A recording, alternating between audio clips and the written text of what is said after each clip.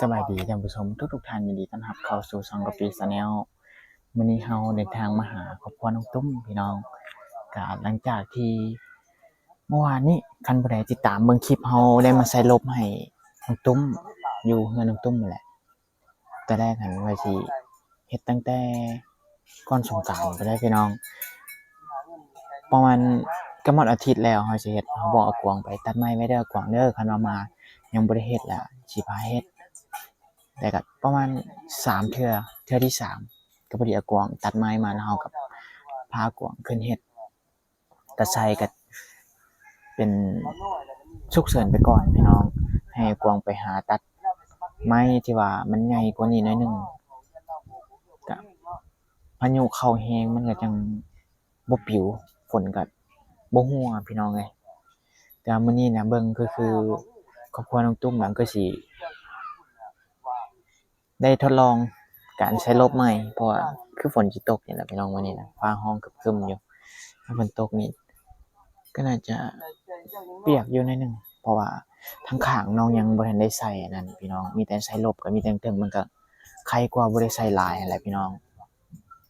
ก็จะแบกฟืนอยู่ข้างหลังหลายๆมื้อนี้เขาไปแบกฟืนอันนี้บ่ใจกำลังถ่ายแล้วบ่ใจถ่ายแล้วสิไปถามเบิ่งน้องตุ้มหน่อยหนึงแต่ว่าคือฝนสิตกแต่ว่าอากาศร้อนอีหลีเด้พี่น้อง สงกรานต์นี่ก็อากาศก็ร้อนขนาดเลยพี่น้องเฮาเปลี่ยนเครื่องอาบน้ำมื้อหนึงกี่รอบถ่ายคลิปแล้วออกไปแล้วก็อาบน้ำสิมาก็อาบน้ำเป็นเครื่องตลอดเลยพี่น้องเที่ยแต่เปลี่ยนเครื่องก็ปีละเหงื่อออกหลายกว่าคนปกติ2เท่าแหละพี่น้องจักเป็นหยังเหงื่อแท้ว่าจนยังมึนมัดพุ่นแหละพี่น้องเดี๋ยวจักหน่อยไปถามเบิ่งน้องตุ้มนำกันก็น่าจะ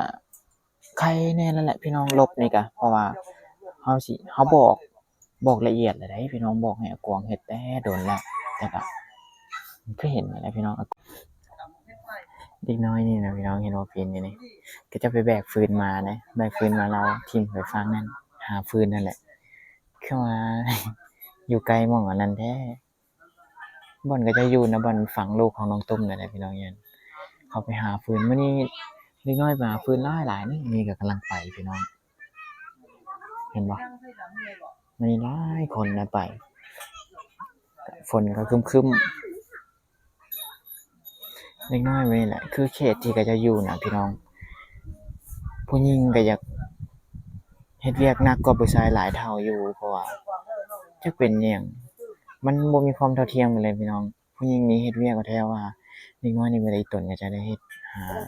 ดเวียกแต่น้อยเบิ่งพี่น้องเฟซมากินหัวข้ามมายังบ่ทันใหญ่เอาผัวแล้วอ่ะบ่ใช่กระทั่งทานตรงเดี๋ยวก็หาเงินก่อนเนาะได้มาแล้วมันเงินหลายหอบได้พี่น้องบ่แม่นว่าหอบเดียวเต็มกระเป๋านึงแล้วก็กลับเอาไปไว้อยู่เรือนแม่นบ่เอาพี่น้องอือเก็บเอาเด็กน้อยซะนี่ก็เป็นเฮ็ดเวียกใช่บ่ใช่แม่ได้มันยังเต็มไม้เต็มมืออาเฮ็ดเวียกบ้านผู้ชาย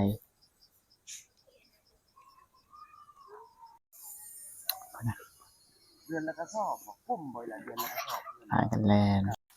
ไปถามมันตรงสบายดีล่ะมาติดไม้นะไปไสมามื้อนี้น่ะเอาพื้นเอาเพื่อนเราอยู่ไสน้องตมนี่นี่ใกล้ๆนี่บ่โดยอ๋อเมื่อยอยู่บ่ ไม่ โอ้ยหาก็เห็นน้องตุ้มน้องเครื่องแบบนี้แหละพี่น้องบ่ได้ไปโดนแล้วน้องตุ้มไปโดนแล้วแม่นบ่ได้ไปตอนถือผ้าเจ้าก็ไปบ่อีหล่ะไปอยู่บ่ได้ไกลติไกลเติบคือเฮาเห็นนั่นแหละพี่น้องเด็กน้อยก็ไปหาฟืนหลายๆอ้าวเป็นหยังน้องตุ้มมื้อนี้เขาคือไปหาฟืนหลายแท้ก็ยันฝนตกโอ้ยามฝนตกแล้วพากันไปหมดบ้านโอ้ยยังบ่มีไฟสิบ่ได้ลองอันนี้บ่น้องตุ้มหาก็ใช้ลบเมื่อวานนี้วันนี้ฝนตกห่ำแล้วทดลองเนาะโดยโอ้เทวดาลงโทษแล้วน้องตุ้มลองเบิ่งมันสิเปียกบ่ก็สบายใจแล้วบ่ได้ใส่แล้วโดยใครก็บ่ได้ใส่นะอีหล่ะเนาะตอนมื้อฝนตกมื้อนั้นหั่นใส่ไฟบัดแต่ว่าไฟบัดมันก็มันใช้ได้2-3เทื่อมันก็ขาดพี่น้องพายุเข้าแรง ก็สังกะสีอีกถ้าว่าก็ยืมก็จะอีกกันหมดอีกแหละ โดย มันยากพี่น้องอันนี้แหละเฮาจังได้บอกให้ใส่ เด้มานี่คือ ได้บอกให้ใส่แต่โดดแล้วน้องจม โดย ฮอดเลยเดือนได้บอกแหละ อืม บอกมาทุกอย่างบอกฮอดวิธีใส่พุ่นล่ะพี่น้องแต่มื้อนี้ก็เพิ่นสิโตกับพากันไปหาฟืนไปเก็บฟืนพี่น้องเลย เป็นก่อนที่เครื่องเข้ามาในเดี๋ยวซื้อข้าวสารนี่ก็สอนเอ้ยล่ะสบู่ไว้สู้เด้อกับปลากระป๋อง แล้ว อันนี้แบ่งให้เด้อ ใช่ เอาไปกินเมื่อวานนี้หมดละปลากระป๋อง แล้วก็ปรุงเฮ็ดหลายอย่างนี่ล่ะปรุงใส่แจ่วใส่จุอิหยังกินเมือง โดย สิไปหาอาบน้ำต่อได้หน่อยล่ะเนาะเอาจิดีแม่งเด้ออีหล่ะเด้อ จะไปแต่จังโมงน้องตุ้มไปหาฟืน ชามอ สอนอีกหน่อย ไป3โมง โดย คมนิดนึงละไปแม่นบ่ ฟังฮะจะเมาเหล้า บวงมาแล้ว เหล้าไม่ใช่ โอ้โห เจ้าไปกินเหล้าก็ไปห้าง กองมาแล้ว ต้องบ่หายบ่เนาะมันไปหามันบ่หาย จะหัวบ่ผัวจะเมาแล้วแล้วกินตลอดบ่น้องตุ้ม บ่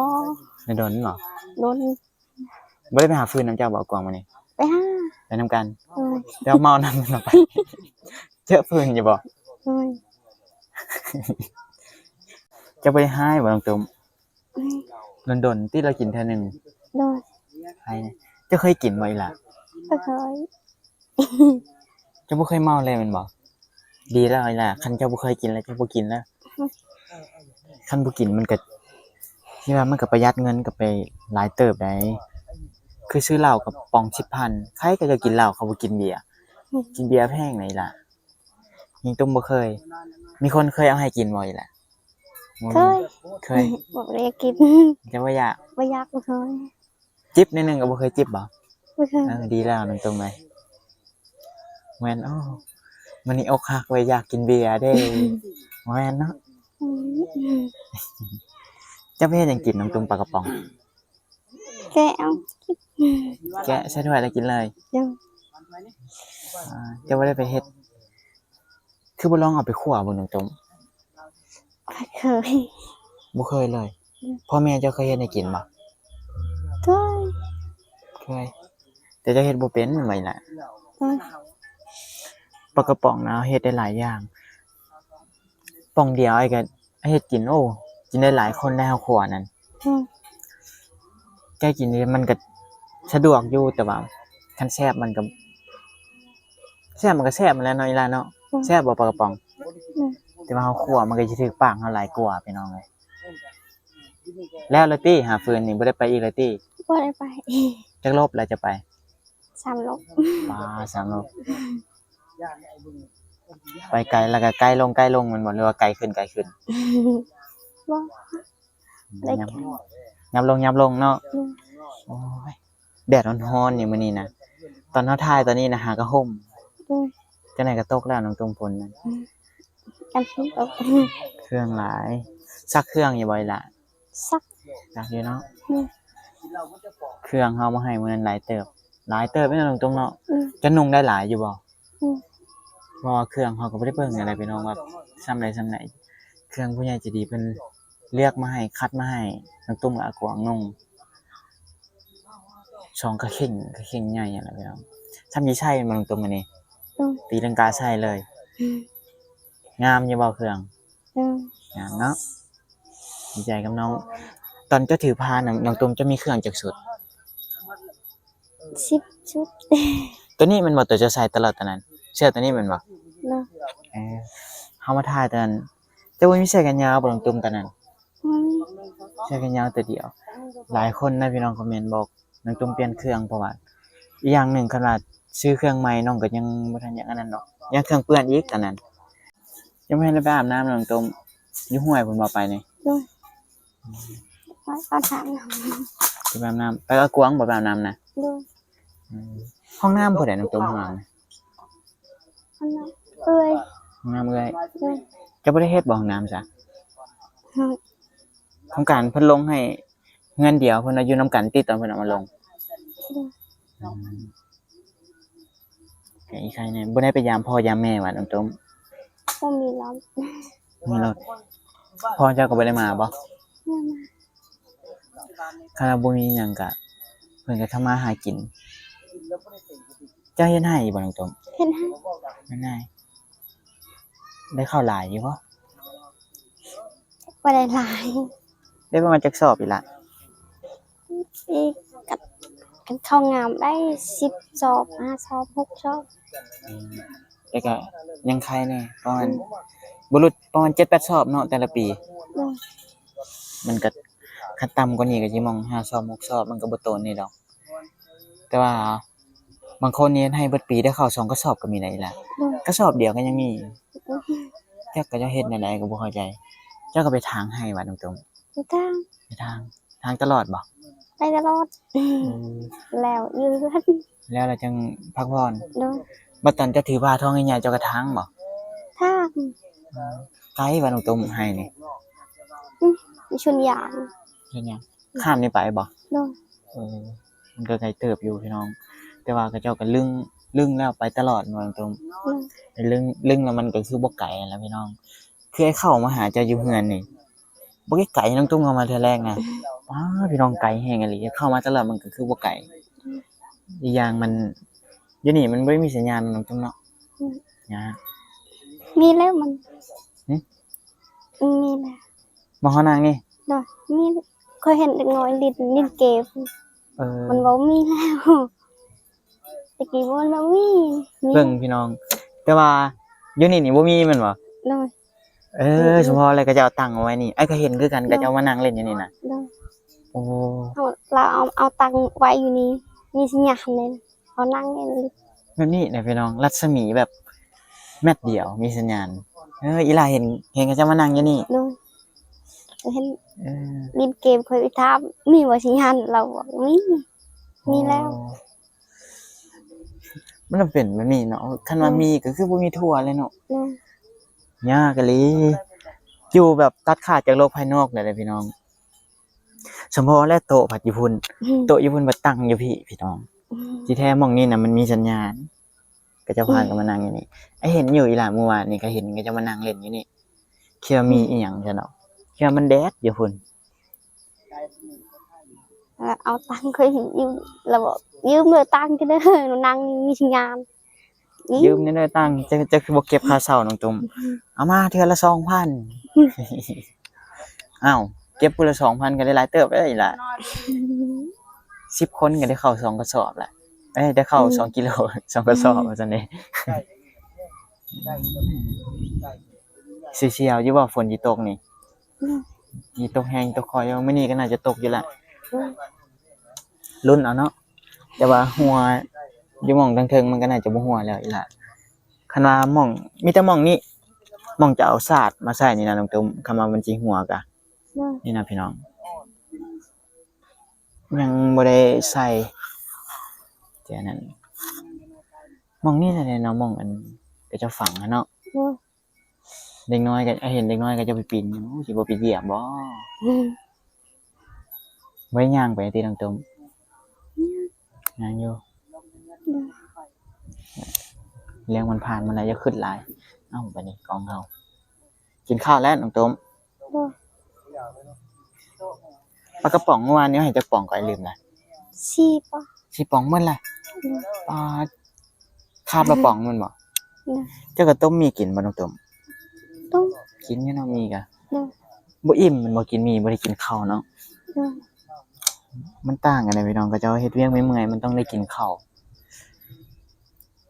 อีหล่าคันสมมุติว่าอยู่นี่มีเวียกเจ้าจะไปเฮ็ดเวียกบ่ ไป ก็เจ้ามารับจ้างกรีดยางนี่เจ้าก็ไปบ่น้องตุ้ม ไป เป็นบ่ เป็น เคยเนาะมีอันเมื่อวานเนี่ยไปจักอยู่บ้านหยังก็น้องตุ้มอยู่นี่นะจักชื่อบ้านหยังเพิ่นกรีดยางบ่เป็นตัวเพิ่นได้เมียเป็นผู้เฒ่านะพี่น้องเฮาก็แนะนำว่าคันว่าบ่เป็นก็ไปหาคนเป็นผู้ใดสอนจะกรีดยางน้องตุ้ม พวก พอใจเองเวียดบ่ได้ให้ติบ่ให้เนาะให้กรีดคุงแก่นนี่ก็ให้อะลีแหละยางก็จะเสียหายยางพาราแหละพี่น้องแต่ว่าเขตนี้มันเป็นเขตยางพารานี่คือทางหลังเฮาเห็นนี่พี่น้องต้นไม้นี่เป็นสวนยางหมดเลยยาก เตรียมไปอาบน้ำไว้ลาบัดนี้ โดย อาบอยู่ห้วยเช้าแล้วเนาะคันน่ะ โดย ยาอีหยังเบิดบ่อีหล่ะ ยัง ยังอยู่เอาไว้เด้อ เด้อ บัดสมมุติว่าเจ้าคันเอาไว้ฉุกเฉินบัดจะจื้อเนาะมากินนะใด โดย เอาไปกินคันเราเป็นนะมันยากเฮาก็บ่ได้ไปซื้อมื้อนั้นบ่าวบิลลี่พาน้องตุ้มไปคลินิกกลับมาปัญญาเสียบ่เห็นเลยบ่น้องตุ้ม ไว้ หายเลย จะบ่ได้หายน้องจะบ่ ว่า คือว่าฝ่ามือฟาดก้นมาหนึ่งอย่าเอื้อยอันนี้นะ แม่นหน่อยล่ะไกด์บ่น้องตุ้มห้วยจะไปอาบน้ำ เอาได้กัน ยี่ลุมนี่ก็มีว่ะห้วย มีพูดก็มี อ้าวชื่อจะบ่ได้อาบน้ำรวมบ่น้องตุ้ม ค่ะ เป็นหยังบ่ได้อาบคนหลายวะ คนไล่ คนหลายเราไปอาบ โดย มันสมมุติกินแนวน้ำใช่มากิน เอาน้ำ กินแล้วจังกินน้ำรวม ก็เจ้าก็อาบว่าซั่นเจ้าก็อาบคือกันบ่ โดย บางคนก็อาบบางคนก็กินซื่อ โดย ๆบ่ได้ต้มแล้วบ่น้องตุ้มน้ำ ไว้ต้มปล่อยต้ม จะต้มเหรอ มันก็ดีจังหนึ่งก็เราต้มแล้วกินนะมันก็บ่เสี่ยงเจ็บท้องแล้วก็มักแค่หลังเฮามันสะสมคันเอาบ่ต้มน่ะ โดย หลายคนน่ะน้องตุ้มอายุยังน้อยๆนี่เจ็บหลังแล้ว โดย มักแค่หลังเนี่ยมันสะสมมันเป็นขี้ตะกอน โดย ธรรมดาบัดทายบ่หยังก็ยากแล้วบ่มีห้องน้ำคือบ่เฮ็ดให้มันแล้วซะอันนี้นะ อ่าน เฮ็ดแล้วก็ใส่น้ำกันนั่นต้นน้องตุ้มบ่ใส่น้ำกันบ่ ใช้น้ำตาลกันเราให้ใช้น้ำตาลใส่ เพิ่นก็น่าจะบ่หยังติเอาอีหล่าบัดนี้น่ะสิไปก่อนเด้อ โดย อยู่ดีมีแฮงเด้อ โดย สุขภาพแข็งแรง อืม เดี๋ยวมื้อหน้าไอ้เข้ามาสิมาจอบหาใหม่ โดย มาลุ้นนำกันว่าสิเปียกเหมือนบ่เครื่องอยู่ในหั่น อืม ลุ้นคือกันบ่น้องตุ้ม อืม น่าจะบ่เปียกดอกคันว่ามันบ่ตกแห้งอะเดียหรอเอาไปก่อนสบายดีล่ะ สวัสดี อากวงเมาเหล้าเอาปลาไปนี่ก็ได้ไหมโอ้ยกินหลายบ่กวงเอ้ยไปหาฟืนก็เห็นฟืนอยู่อะ เห็น เห็นอยู่เนาะเดี๋ยวโดนกินเท่านึงเต้ โดยกินเท่านั้น เมาเหล้าหน้าจนแดงหมดยังแว่นมึงอยู่บ่กวงมีแว่นอยู่บ่ นั่ง ยังบ่เห็นหน้าตัวเองเลยเป็นอะไร บ่อยากนอนบ่เมาน่ะ อยากนอน ยังคือบ่ไปหานอนน่ะกวางไปอาบน้ำมันก็ช่วงดอกจนไปทานอาบน้ำมื้อนี้ไปอาบน้ำน้องตุ้มก็ไปหาฟืนมาคั่นกระโตะแล้ว โตะหมูบอกไปเหี่ยวเมื่อเลย ตัวอีก โตะกันว่าเขาอยากกินเหล้าเขาจับเสือนี่ เดี๋ยวเสียบ่ให้ไป บ่ให้ไป สิเมื่อนั้นได้กินอยู่นํกันเนาะกวางโอ้คันว่าบ่รักมาก่อนนี่คือสิมาบ่ได้นำบ่นี่ โดย เมาเหล้าพี่น้องเอ้ย มาบ่ได้แล้วกันหลังนี่บอกไปเหี่ยวโตะไป เงียบแล้วก็เมื่อเลย เมื่อเลย กินกับไผกวาง กินกับหมู หมู่อยู่บ้านนี่บ่ หมูอยู่บ้านนี่ บ่แม่นบ่พอน้องวันนา บ่ บ่แม่นติ นี่เฮือนคนเขาเปิดตัว เป็นจังไดกวางดีใจเด้อติใช้ลบแล้ว ดีใจ สิบ่ห่วงหยังแล้วเนาะ โดย ฝนคือสิตกมื้อนี้จังไดก็ตกพี่น้องฝนนั่น เพิ่นแห้งก็บ่เปียกดอกใส่แล้ว คล้ายๆในคันว่าฝนฟ้าเรียนหรอมันก็สิเข้าหน่อยหนึงก็สิเข้าหมองนี่แหละกวาง ยากแหละคันเพิ่นตกแห้งบ่ได้ใส่ แม่นมื้อใดสิไปหาตัดไม้มาใส่กวาง มื่น มื้ออื่นไปหาเอาไม้ใหญ่กว่านี้จะฮู้แล้วติวิธีเฮ็ดน่ะ รู้แล้ว ชื่อเอาเด้อ เจอแล้ว เอาไม้ใหญ่นี่ประมาณส่ำนี้ก็ได้นี่ไม้ตัวนี้ เอาไม้ย้ายแหละนักตัดลายๆไม้ก็ลงวัด ใส่หลายก็แฮ่งดีอันนี้น่ะ ยังดีบ่ แม่น อ้าว มันก็อันนี้ไม้เบาเด้อพี่น้องมันก็อยากพึ่งแหน่คันว่าลมแห้งๆนะ เอากวางเด้อไปก่อนเด้อบัดนี้นะอยู่ดีมีแห้งไปอาบน้ำมันก็ช่วงดอกหากินข้าวกินน้ำเอาสบายดีอะกวาง สบายดี โอเคพี่น้องอันนี้เอาก็สิเดินทางกลับเพราะว่าฝนก็ใกล้สิตกแล้ว